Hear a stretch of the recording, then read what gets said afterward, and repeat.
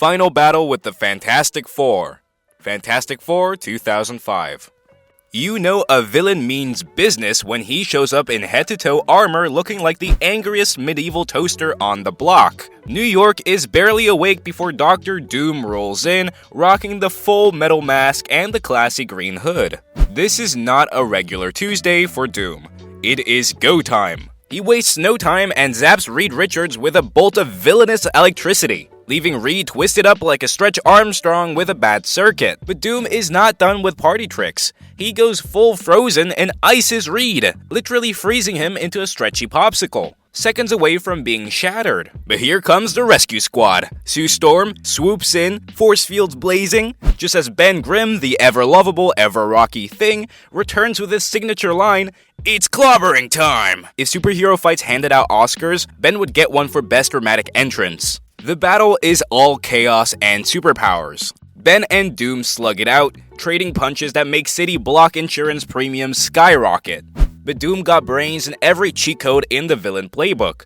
It takes all four heroes to bring him down. Johnny Storm cranks up the heat, turning Doom's armor into a literal oven. Sue traps Doom in a force field tighter than your jeans after a lockdown, while Ben drenches him with water like a rogue fire hydrant. The combo is perfect. Doom's metal body superheats, then flash freezes, leaving him immobilized and grumpier than ever. A defeated Doom, preserved as New York's least favorite ice sculpture. Doom's big surfboard heist. Fantastic Four, The Rise of the Silver Surfer, 2007.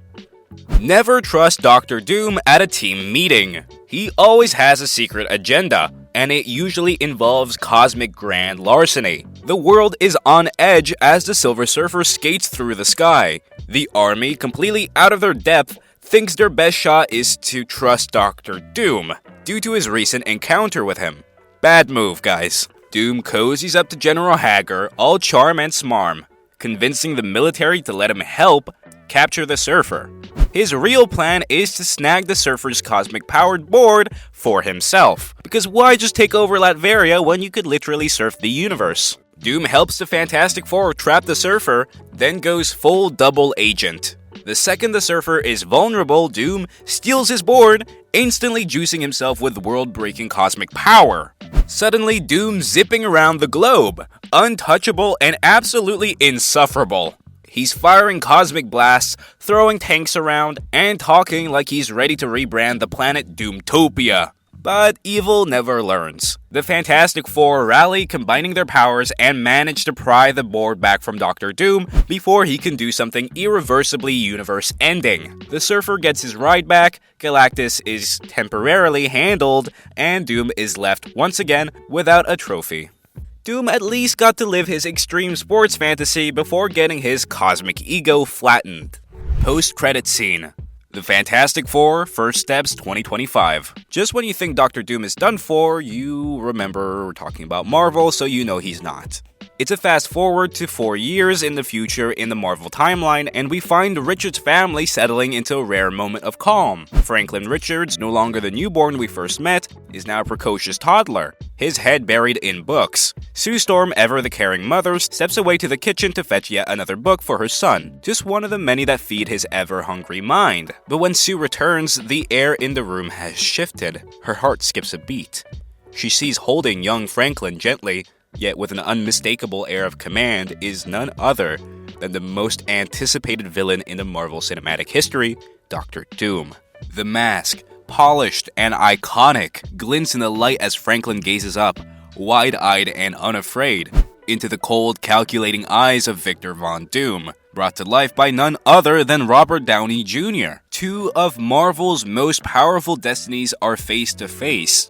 Sue, caught between fear and disbelief, realizes in an instant the stakes for her family. This scene set the stage for a new era in the Marvel Universe, hinting at the epic confrontations and emotional turmoil to come. With Downey's Doom stepping from the shadows, Marvel fans know that the game has truly changed. So keep your popcorn handy because when Victor Von Doom shows up in post-credit scenes, trouble is just getting started. Manipulating Ben Grimm, The Thing, Fantastic Four 2005. Every villain needs an entrance, And Doom is extra petty. After getting his new metal makeover and literal electric personality, Victor doesn't waste time on world peace. He immediately starts plotting revenge, with Reed Richards first on the to ruin list. Doom sabotages Reed's lab work from the shadows, messing with the Fantastic Four before they even realize he's the new metal menace in town. Dr. Doom lies to Ben and makes him think that Reed Richards is secretly dating Sue Storm, instead of working on the machine that will turn him back into a human. However, Doom actually uses the machine Reed built to turn Ben back into a human. And now that Ben is back to normal again, Doom can attack the rest of the Fantastic Four without having to worry about the Thing. No joke, this was a 10 times level chess move from Doom. Luckily, it didn't work, cause if it had, we wouldn't have gotten a sequel to this movie. God Emperor Doom overpowers Marvel's best, Secret Wars. Welcome to Secret Wars, a comic event so big Marvel basically reset the universe just to let Dr. Doom live his wildest dreams. At this point, Dr. Doom does not only want to rule the world, no, he wants to steal the power of the Cosmic Beyonders and becomes God Emperor of the Battle World, which is a planet mashed together from bits of destroyed universes, with Doom as judge and Instagram influencer. So, how does Doom spend his omnipotence? With an ego this big, the only answer is by flexing on every Marvel hero in the rudest way possible, of course. Phoenix Force Cyclops shows up, burning with cosmic power, and yells, "I am reborn!" Doom calmly grabs Cyclops and snaps his neck, destroying the Phoenix in one swift move. Next up, Doctor Strange. Doom's own right-hand wizard tries to help him make better choices. Doom, being Doom, repays him with a lethal magic blast. Sorry, Steven, friendship is for mortals. Then comes Thanos. He thinks he's the big bad, and Doom literally rips out Thanos' skeleton, like he's yanking weeds. No Infinity Gauntlet, no nothing. Just instant existential dread. And finally, Black Panther. He grabs an Infinity Gauntlet and tries to take Doom down. He almost wins. Almost. But even with Cosmic Bling, he is fighting the ultimate boss on hard mode. In this arc, Doom is running a clinic on how to disrespect every Marvel powerhouse in one storyline. The only reason he loses is that he finally can't outrun his own insecurity. God Emperor Doom, the world's most dangerous case of main character syndrome. Doom steals the power cosmic from Silver Surfer. Fantastic Four, Volume 1, Issue 57-60. Let's take it back to classic Marvel, where villainy was measured in style points and purple prose. Here, Silver Surfer, the cosmic sad boy and Galactus' herald, is minding his own shiny business when he gets tricked by Doom into entering Latveria, a place where the only thing higher than taxes is the supervillain quotient. Doom, always 3 schemes ahead, greets Surfer like a polite host, then ambushes him with a trap designed to siphon off the power cosmic. And it works!